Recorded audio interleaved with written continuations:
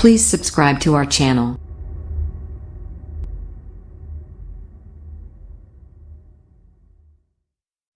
అందరికీ నమస్కారం.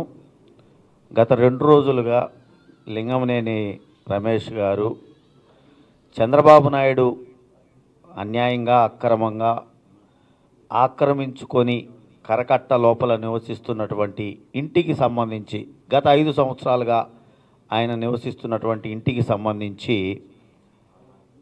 సిఆర్డిఏ నోటీసులు ఇచ్చిన తర్వాత గత 2 రోజులుగా లింగమనేని రమేష్ గారు అది నా ఇల్లు, అది దానికి పంచాయతీ అనుమతులు ఉన్నాయని చెప్పి చెబుతున్నటువంటి సంగతి రాష్ట్ర ప్రజలందరూ కూడా గమనించారు. అయితే మీడియాని నేను ఒకటే కోరుకుంటా ఉన్నా, దయచేసి ఒక్క నిమిషం 2 నిమిషాలు గతంలో ఇదే లింగమనేని రమేష్ గారు అదేవిధంగా అప్పటి చంద్రబాబు నాయుడు గారు మార్చి 6, 2016న ఏం మాట్లాడారు ప్రజల సాక్షిగా మీడియా సాక్షిగా ఒకసారి గమనించమని చెప్పేసి నేను కోరుతా ఉన్నా అండి. నాకు రాదు, గవర్నమెంట్ ఆల్రెడీ ఇచ్చేసాం. గవర్నమెంట్కి నేను చెప్పింది ఏంటంటే మీదే గవర్నమెంట్ కూలింగ్లో తీసుకోండి, నాకు దానికి సంబంధమే లేదు. నేను గవర్నమెంట్ కూలింగ్లో తీసుకుంటే అన్ని బిల్డింగ్లు తీసుకుంటాం అంటున్నారు. ఉండవల్లి పెద్ద మాకు రైతులు ఒప్పుకోవట్లేదు. ఎందుకంటే నాది నేను ఇచ్చేసాను గవర్నమెంట్కి, నాకు అసలు ఏ రకమైన సంబంధం లేదు.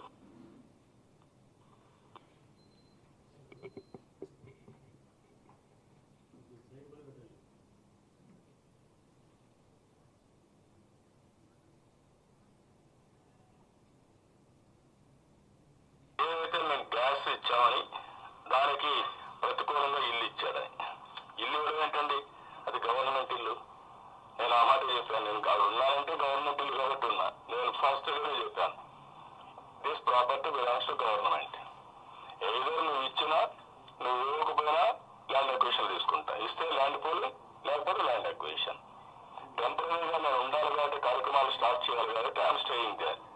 రేపు ఏరియా మొత్తం కట్టక అవతల ఉండే ల్యాండ్ అంతా అన్ని కన్స్ట్రక్షన్స్ పోయి టూరిజం మిగతాన్ని వస్తాయి. మొత్తం మాస్టర్ ప్లాన్లు కూడా మొన్న నోటిఫై చేశారు. ఇది అక్కడ పరిస్థితి. అంటే ఇప్పుడు లింగమనేని రమేష్ గారు అదేవిధంగా చంద్రబాబు నాయుడు గారు మాట్లాడిన మాటల్లో ప్రజలందరినీ కూడా గమనించి ఉంటారు. లింగమనేని రమేష్ గారు మరి ఈ విధంగా మాట్లాడి ఈ రోజున తిరిగి అది నా ఆస్తి, నా ఇల్లు, పంచాయతీ అనుమతులు ఉన్నాయి అని గత 2 రోజులుగా అంటా ఉన్నారు అని అంటే ఎవరు లింగమనేని రమేష్ గారిని బెదిరించారు, భయపెట్టారు? లేకపోతే ఎందుకు ఇవాళ ఆయన అది నా ఇల్లు, అనుమతులు ఉన్నాయని చెప్పి చెప్తా ఉన్నాడు అనేదాన్ని బయటికి తీయాలి. ఒకవైపున గతంలో ఏమంటే అది నా ఇల్లు కానే కాదు, నా ఆస్తి కాదు, అది ప్రభుత్వాన్ని, నేను ప్రభుత్వానికి ఇచ్చేశాను, నాకు ఎటువంటి సంబంధాలు లేవు ఆ ఇంటితోటి ఆ ఆస్తితోటి అని ప్రభుత్వానికి ఇచ్చేసినటువంటి లింగమనేని రమేష్ గారికి ఈ రోజున తిరిగి ఆ ఇంటికి అనుమతులు ఉన్నాయి, అది నాది, నేను సిఆర్డిఏ వారికి సమాధానం చెప్తాను అని చెప్పి అనే హక్కు ఎక్కడ ఉంది అనేదాన్ని నేను సూటిగా లింగమనేని రమేష్ గారినే ప్రశ్నిస్తూ ఉన్నా. దయచేసి ఈరోజు నేను అడిగిన ఈ ప్రశ్నకి లింగమనేని రమేష్ గారు ప్రెస్ ముందుకు వచ్చి దీనికి సమాధానం చెప్పాలి. లేదా చెప్పండి, చంద్రబాబు నాయుడు నన్ను భయపెట్టాడు, బెదిరించాడు, ఆ ఆస్తి నాది, నాకు పంచాయతీ అనుమతులు ఉన్నాయని చెప్పి నువ్వు చెప్పయా రమేష్ గారు అని చెప్పి చంద్రబాబు నాయుడు బెదిరించాడు నన్ను అని చెప్పి చెప్పండి.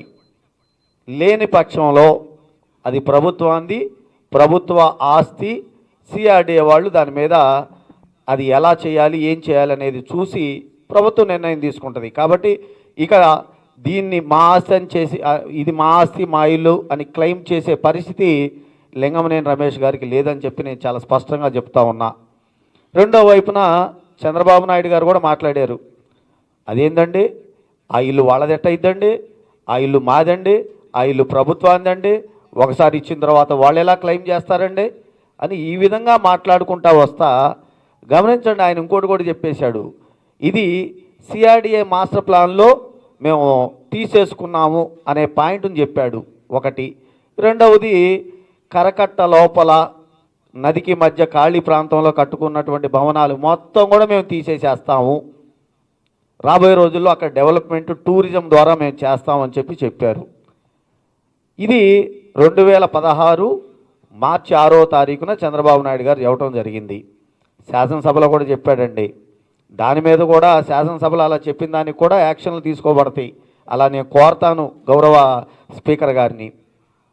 అంటే ఈ విధంగా మీడియా సాక్షిగా చంద్రబాబు నాయుడు, లింగమనేని రమేష్ గారు గతంలో చెప్పి ఈ రోజున తనకి ఉన్నటువంటి మీడియా ద్వారా, అనుకూలమైనటువంటి మీడియా ద్వారా చంద్రబాబు నాయుడు ఇప్పటికీ కూడా ప్రజల్ని తప్పుదారి పట్టిస్తూ ఉన్నాడు అని అంటే అసలు ఈ చంద్రబాబు నాయుడు గారిని ఏమనాలి, ఏ విధంగా అర్థం చేసుకోవాలో ప్రజలే చెప్పాలని చెప్పి నేను కోరుకుంటా ఉన్నా. ఏమైనా నాకు 40 సంవత్సరాల అనుభవం ఉంది, నేను చాలా సీనియర్ పొలిటీషియన్ని, ఈ దేశంలో ప్రధానమంత్రి కన్నా కూడా నేనే సీనియర్ని అని చెప్పుకున్నటువంటి చంద్రబాబు నాయుడు ఈ విధంగా ఇవాళ వ్యవస్థల్ని మేనేజ్ చేస్తా, తాను అధికారంలో ఉన్నప్పుడు ఒకవైపు ఒక రకంగా, తనని అధికారంలోంచి ప్రజలు దించేసిన తర్వాత ఒక రకంగా మాట్లాడటం ధర్మమేనా అని అడుగుతా ఉన్నా నేను. అసలు చంద్రబాబు నాయుడు గారు మరి ముఖ్యమంత్రిగా ఆ రోజున ఉన్నప్పుడు ఆ ఇంట్లో ఉన్నాడు. ఇవాళ అధికారం నుంచి ప్రజలు దించేసేశారు.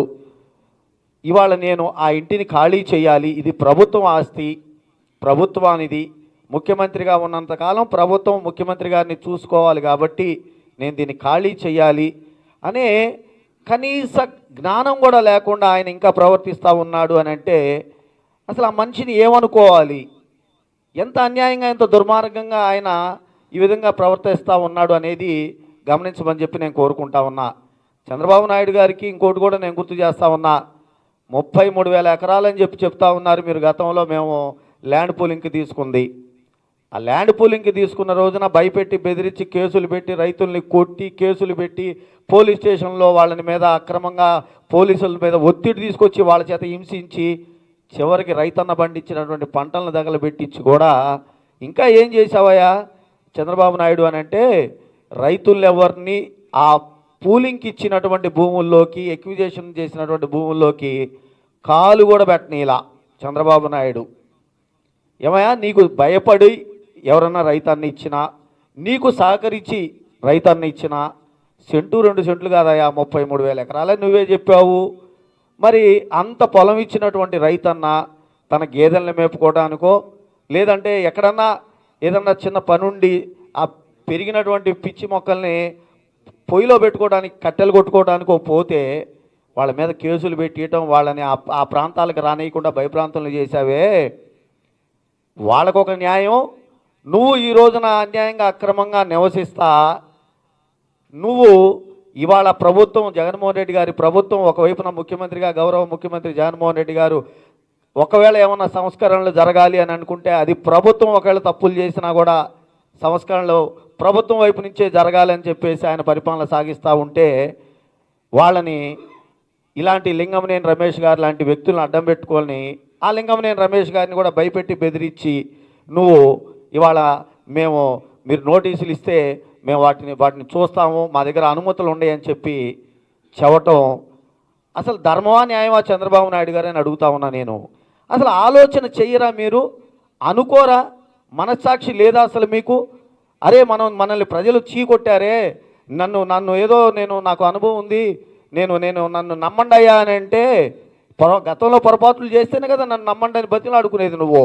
అలా బతిమలాడుకుంటే ప్రజలు ఏదో నమ్మి 2014లో 600 వాగ్దానాలు చేశాడు, కనీసం 10% అన్నా, ఒక 60 అన్నా తీర్చకపోతాడని ఒక నమ్మకంతో వేస్తే కనీసం ఒక్కటంటే ఒక్కటి కూడా నెరవేర్చని పక్షంలో నిన్ను పైగా లక్షల కోట్ల అవినీతి చేస్తే, దోచుకుంటే రాష్ట్ర సంపత్తుని దించేశారే, ఇప్పటికైనా నేను బుద్ధి తెచ్చుకుందామే, పొరపాట్లు సరిదిద్దుకుందామే అనే జ్ఞానం కూడా లేకుండా చంద్రబాబు నాయుడు గారు ఇవాళ తిరిగి మళ్ళా లింగమనేని రమేష్ గారు లాంటి వ్యక్తుల్ని అడ్డం పెట్టుకొని నేను ఆ ఇల్లు ఖాళీ చేయను అనే ధోరణిలో ఉన్నాడు అని అంటే మాత్రం అది తప్పు. చంద్రబాబు నాయుడు గారు దయచేసి ఇవాళకైనా సరే నువ్వు మీ కుటుంబ సభ్యులందరూ కూర్చొని మాట్లాడుకొని ఇక మన పని అయిపోయింది, మనం చేసిన తప్పులు పొరపాట్లన్నిటికీ కూడా శిక్ష వేశారు ఆంధ్ర రాష్ట్ర ప్రజలు, ఇక ఈ తప్పులు మనం కంటిన్యూ చేయొద్దు, మనం సరిదిద్దుకొని మనం పని చేసుకుందాం రాజకీయాల్లో అని చెప్పేసి సద్బుద్ధితోటి మిమ్మల్ని ముందుకు రమ్మని చెప్పేసి కోరుకుంటా ఉన్నాను చంద్రబాబు నాయుడు గారు. అంతేగాని ఇష్టం వచ్చినప్పుడు అధికారంలో ఉన్నప్పుడు ఒక రకంగా, అధికారంలో లేనప్పుడు ఒక రకంగా మీరు ప్రవర్తించొద్దు అని చెప్పి కోరుకుంటా ఉన్నా.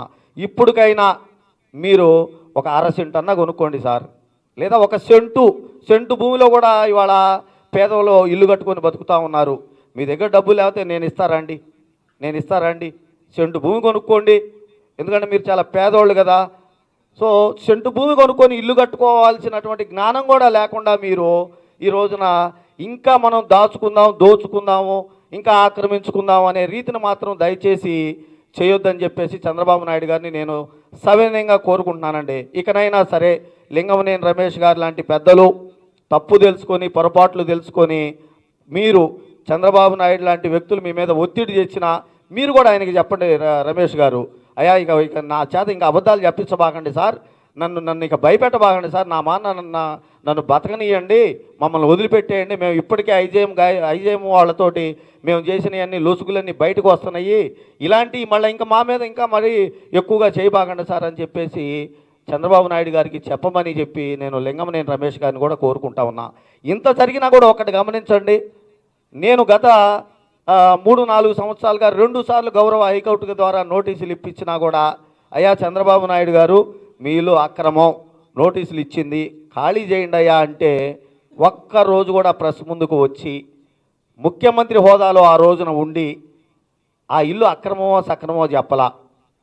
వాళ్ళ అబ్బాయి సంగతి సరే ఎన్నికల్లో కూడా నేను అడిగా, ఆయనంటే పెద్ద ఆయన అయిపోయాడు, మర్చిపోతున్నాడేమో ఒకవేళ, లేదా అదే బుద్ధితోటి ఇంకా ఉన్నాడేమో, రామారావు గారిని వెన్నుపోటు పొడిచిన దగ్గర నుంచి అదే బుద్ధి కంటిన్యూ అవుతుందేమో, నానా ఇక వద్దు నానా, నేను మంగళగిరిలో నిలబడ్డాను, ప్రజలు నన్ను గెలిపించుకోవాలంటే నేను మంచి బుద్ధితోటి వెళ్ళాలి, వాళ్ళు అడిగే ప్రశ్నలకి నేను సమాధానాలు చెప్పాలి అని కొడుకైనా తండ్రికి చెప్పుకుంటాడేమోనని ఎదురు చూసా. కొడుకును కూడా అడిగా, లోకేష్ గారిని కూడా, అయ్యా మీరుంటున్న ఇల్లు సక్రమం అక్రమం అంటే అయ్యా కొడుకులు ఇద్దరు ఈ రోజు కూడా నోరు తెరవట్లా, ఆ ఇల్లు సక్రమం ఆ ఇల్లు అక్రమం అని మాట్లాడట్లా. అసలు పోగా లింగమనేని రమేష్ గారు లాంటి వ్యక్తుల్ని భయపెట్టి బెదిరించి ఆ ఇంటి కోసం ఇంకా పోరాడుతూ ఉన్నారు అంటే అసలు ఇంతకీ ఆ ఇంట్లో ఏముందో చెప్పమని చెప్పేసి నేను అడుగుతా ఉన్నా ఆ కుటుంబం యావత్తుని.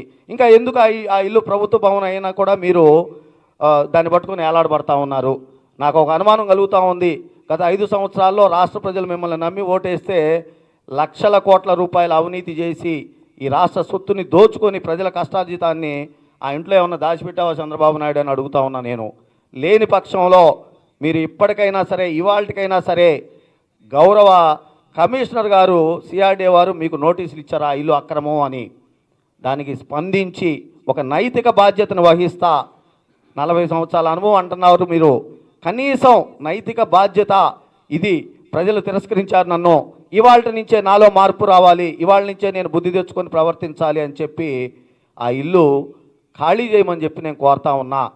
లేని పక్షంలో కమిషనర్ గారిని నేను రిక్వెస్ట్ చేసుకుంటా ఉన్నా, ఎందుకంటే నేను అక్కడ స్థానిక శాసనసభ్యుడిని కాబట్టి నేను మళ్ళీ రిప్రజెంటేషన్ ద్వారా కూడా కమిషనర్ గారిని కలుస్తా.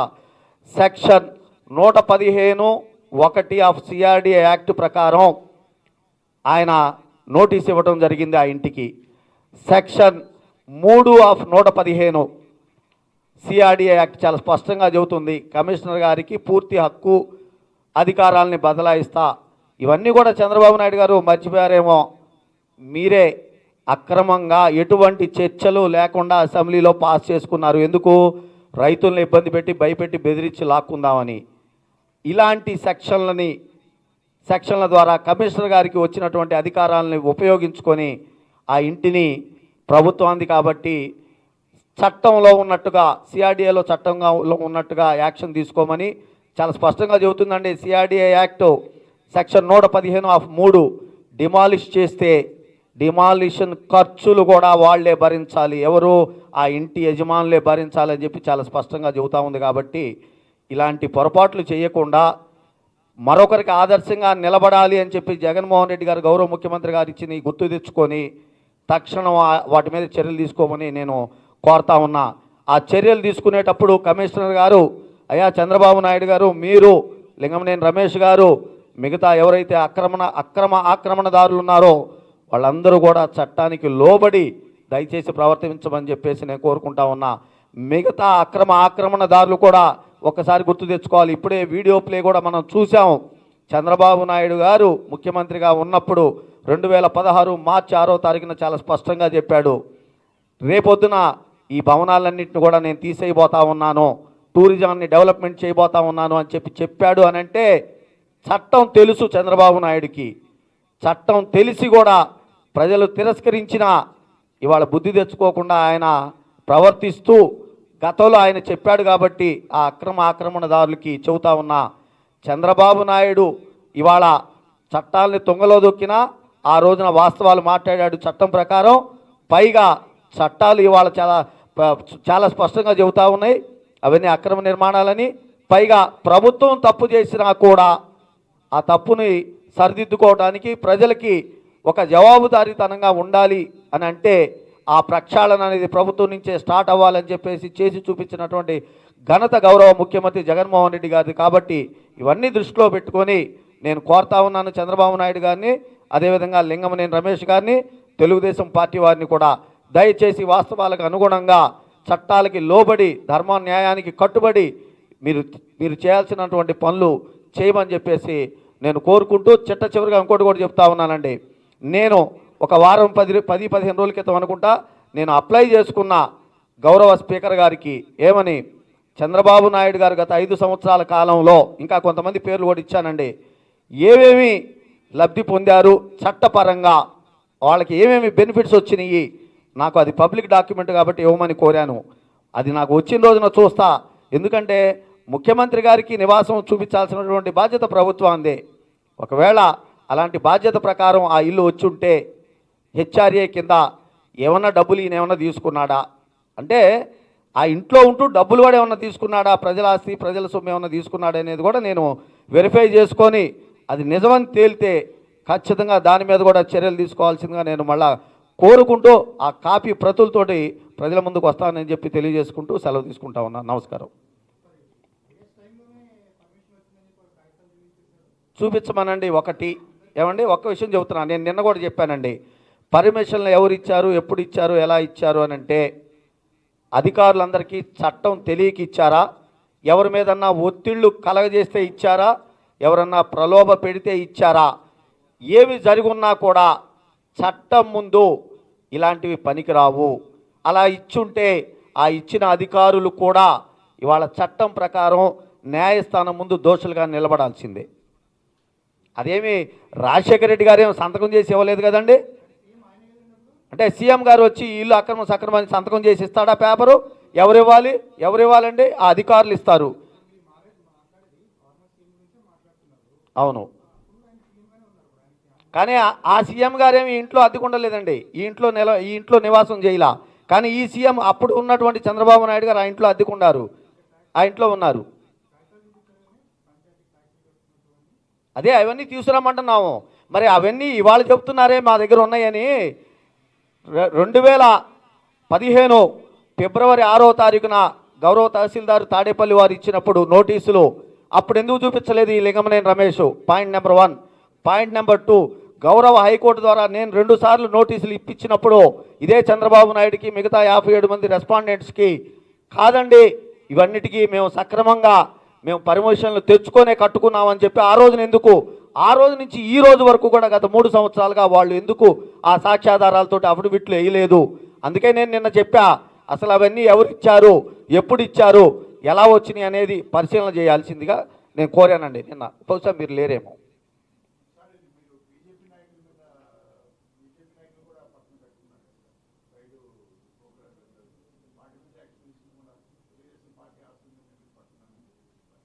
ఏమండి నేను నిన్నే చెప్పాను, నేను కేసు వేసినప్పుడు 2-3 సంవత్సరాల క్రితం, అదేవిధంగా తాడేపల్లి తహసీల్దార్ గారు 2015లో నోటీసులు ఇచ్చినప్పుడు బీజేపీ వాళ్ళు ఉన్నారా, గుడి ఉందా, బడి ఉందా, చంద్రబాబు ఉన్నాడా, ఎల్లయ్య ఉన్నాడా, పుల్లయ్య ఉన్నాడని ఎవరు చూడలా.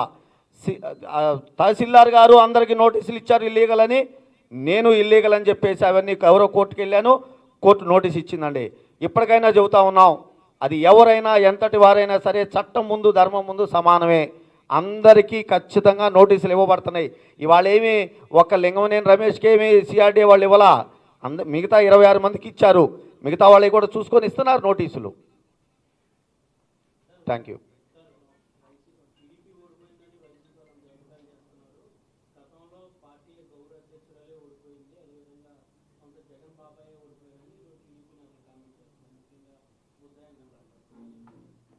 బుద్ధా వెంకన్న గారు ఆ విధంగా కామెంట్ చేశారని మీరు అంటున్నారు. ఒకవేళ అదే నిజమైతే విజయమ్మ గారు ఓడిపోయారు, ఇంకొకళ్ళు ఓడిపోయారు అని చెప్పి అన్నారు అని అంటే నేను ఒకటే చెప్తా ఉన్నా బుద్ధా వెంకన్న గారికి, మీరే చెప్పుంటారు గెలుపోవటంలో, చాలామంది పెద్దలు చెప్పారు గెలుపోవటంలో సర్వసాధారణం అని. అయ్యా బుద్ధా వెంకన్న గారు, మీరు మా అమ్మని ఓడించారు, నేనేం కాదంటలా. కానీ నేను చంద్రబాబు నాయుడు కొడుకును ఓడించా. ఇక్కడ గమనించాలి, మమ్మల్ని మీరు ఓడించినప్పుడు మేమెవరం అధికారంలో లేము, మేమేమి వ్యవస్థలు మేనేజ్ చేసే స్థాయిలో లేము, మేమేమి వేల కోట్ల రూపాయలు అక్రమంగా ప్రజాస్వామ్యానికి విరుద్ధంగా చేసే రోజుల్లో లేవు, ఆ స్థితుల్లో లేము. కానీ నేను మీ అబ్బాయిని ఓడించేటప్పుడు చంద్రబాబు నాయుడు గారు మీరు ముఖ్యమంత్రిగా ఉన్నారు, చంద్రబాబు నాయుడు గారు మీరు మీ అబ్బాయి 3 శాఖలకి అధిపతిగా ఉన్నాడు, మంత్రిగా ఉన్నాడు. మీరు చంద్రబాబు నాయుడు గారు ఓటుకి ఏసీ ఇచ్చారు, ఒక ఓటు కోసం టీవీ ఇచ్చారు, ఒక ఓటు కోసం ఫ్రిడ్జ్ ఇచ్చారు. వందల కోట్ల రూపాయలు మీరు ప్రలోభ పెట్టినా కూడా మిమ్మల్ని తిరస్కరించారు మంగళగిరి ప్రజలు అనేదాన్ని మర్చిపోవద్దని చెప్పి నేను తెలియజేసుకుంటా ఉన్నాను.